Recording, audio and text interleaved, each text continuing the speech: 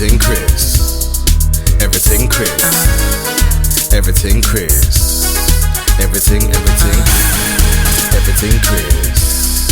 Everything Chris. Everything Chris. Everything Chris.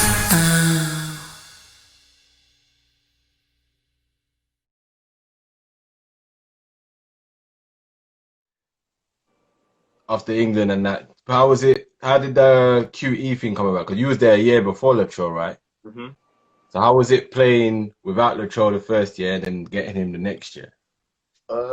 Well, we had like an all right team. Like we had Jed and Joe, who went to the States, like to Florida, to go play Okay. high school.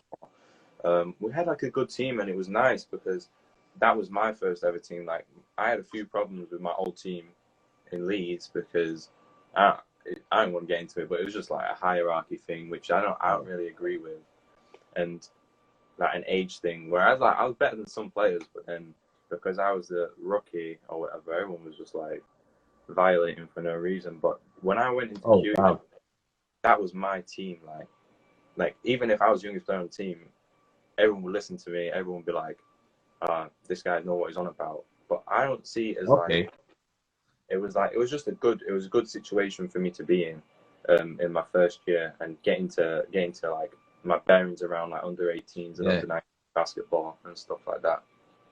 You got that little bit of exposure as well, so hmm so it's good. And then obviously LATRELL came in the second year. Was it complete? Obviously, it was a complete different situation. How did that make you feel with LATRELL coming Um, into the team? I was super excited. Like I was like, "Oh, Trell's coming back. We're gonna be like dropping points. Teams are gonna have trouble." Like I think you said before, because we're both scoring.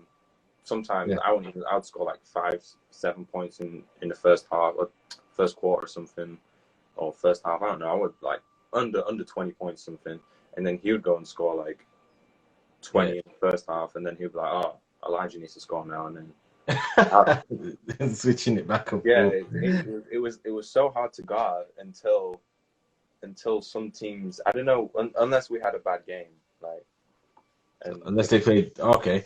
And it's really good though that you two's chemistry it's really good like and it shows a lot because I saw on Hooper's Boys top three scorers in high school under 18 and you and Latrell are 1 and 3.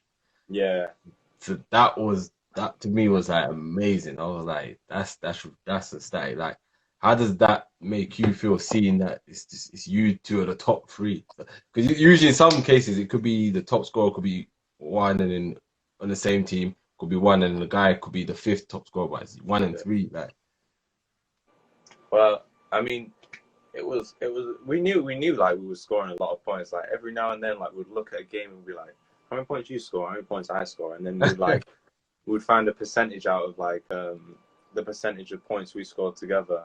yeah, And I think one game we got like 70% of the points in a game together, and it was just like it was just quite funny. But yeah, no, we both just want to score, which is, and you know, some people were like, it's not going to work. You guys want the ball too much, but we finished first in ABL. I don't know what we finished in under 18s, but yeah. we was playing well together and it worked, and teams were finding it hard. So Can see it worked, man. So the teams like struggle with your team, I take it. yeah, like well, it loads like many teams are going to struggle with it because having two scorers is just hard to guard. Like because That most is teams only have one good defender, or they have like a big or something. You know, they don't have yeah, like a yeah. full roster that can do it. Or they got So some guys that, or they have another guy who's a good complementary player, but they're not exactly yeah, a exactly. scorer. Yeah, So you could imagine that though, because that you're going into the game knowing you can't get double teamed. You're not gonna get double teamed at all. Like, because it's like if you double team one, the other one's gonna be open, and then if you double team both of them, there's gonna be four other guys on the other team that can put the ball in it. So yeah, that's mad. hmm It's a good strategy, man. I like that. So little track back because I forgot to ask this question. So when you was at Den camp, what lessons did you take from Den camp, and did you get to meet the man himself, of Denkamp? Yeah, I didn't speak to him. Like I said, I was a bit nervous. Like I didn't go up to him and be like, "Oh, hi, hi." Yeah, And obviously, getting my 18 jersey, like he like shook my hand and said and gave me like a few words and stuff. But yeah, nah. And he gave like loads of talks throughout the day. I think he gave like 2 or 3, yeah, so yeah. about one a day. And something I took from that was like, there's you never know, like you could be the best player in the gym, right? But you're never gonna be the best player at that moment. Do you know what I mean? Like that. So you got to bring it every time. Yeah, like I could say I got ranked number 1, right? Yeah. I could be number 1 ranked, but then I'm on the court and I'm not playing my best. Then you're not ranked number 1 at that moment anymore. I'll get you. Yeah. You know what I mean? So you need to just always just play hard, and you need to come to like. There was one time everyone was just on the court with the slides on, earrings in, like, and he didn't like that, and it made me deep it a little bit. Like, if you know when you go to work, innit? Yeah. You go to work with the right, like, or if you go to school, you go with the right uniform. Like, you shouldn't step on the court if you're not gonna play the right way. You know what I mean? Definitely. That's true because someone like him, he's always been like that. He's always been a true professional. He's always come played the right way. When he was at Brixton, he used to train the right way, and what I mean, he was a fun guy after of when they weren't playing games. But yeah, when it was time to play, he was a professional at that. What about Steve Veer? Did you meet Steve Veer as well? And what kind of advice did you get off him? I didn't really speak to Steve. I tell you what, he was really nice though. Like I came late to Denkamp because I had to get like the train and an Uber from London Ooh. to where was it? Crystal Palace. Yeah, it's Crystal Palace. That's where it is. Where did you get the Uber from? Is it King's Cross? You got the Uber all the way from King's Cross to Crystal Palace. I think it's King's Cross. Is that the main one?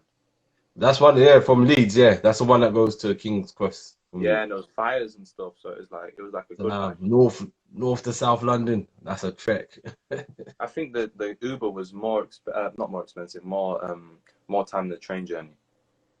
It was longer than the train journey. Yeah. Oh man, it is because you're coming from north all the way to south. So probably if you got another train, you'd have been all right if you got closer. But live and learn, innit? So Mm-hmm. So moving forward, what's your plans going forward, or what's your goals? What's the aspirations for Elijah?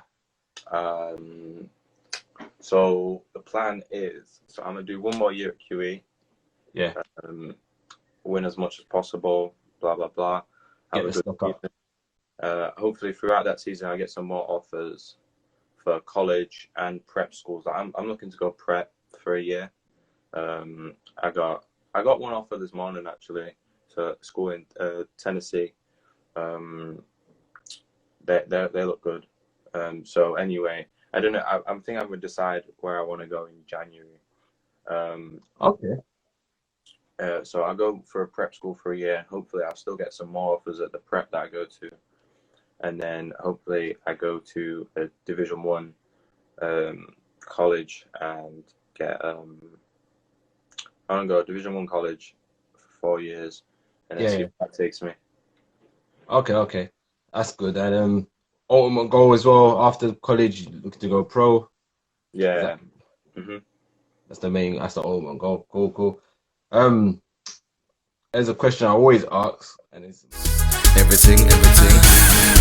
Everything, Chris.